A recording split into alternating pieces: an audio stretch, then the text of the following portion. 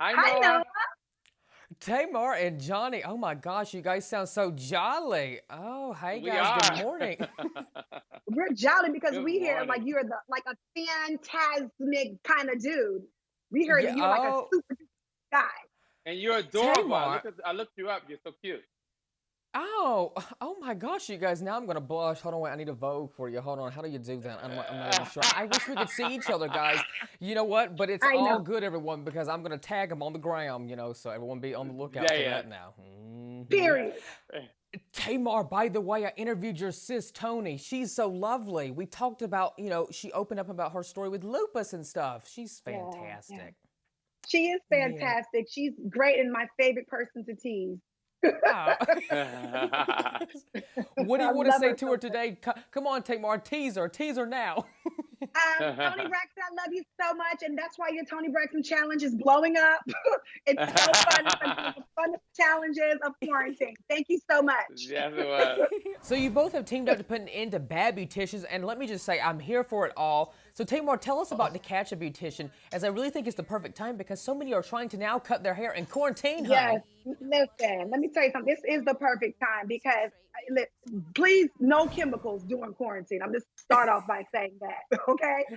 We all have had botched up hairdos, things that we expected to get while we're sitting in the chair, and then we end up with something that looks a horrid mess, or it's so traumatic that our hair fall out, or we get the wrong color, or it's just a catastrophe. And we're just here to, give the stylist and give the person who got jacked up, some type of some type of redemption, and also some type of voice. Because what do you do when somebody jacks up your hair? Most people are really uncomfortable to talk to their I stylist, know. especially when it's time to pay or when it's done, and they're like, "Oh, do you like it?"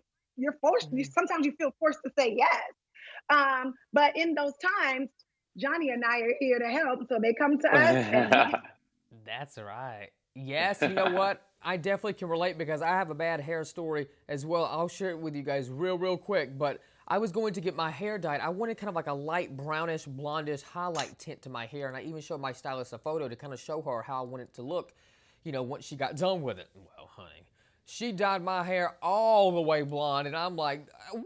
I just like, oh, I like it.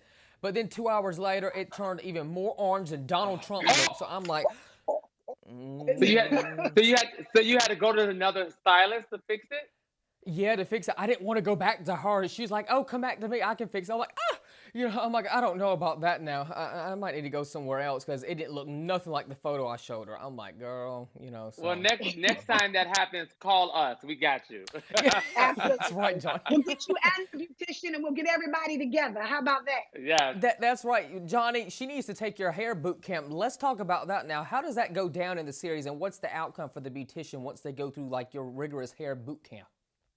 Yeah, so after they're confronted by the stylist and they have their little back and forth banter and try to get both sides of the story, I asked the stylist, are they open to going through a boot camp with me and learning some new techniques so this won't ever happen again?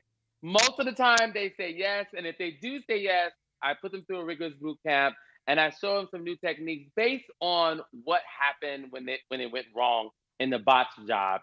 And they're mostly receptive to it. I do think as stylists, we all are willing to learn something new and we want to learn new techniques because in this business, it's forever changing and there's new techniques come out monthly or daily even.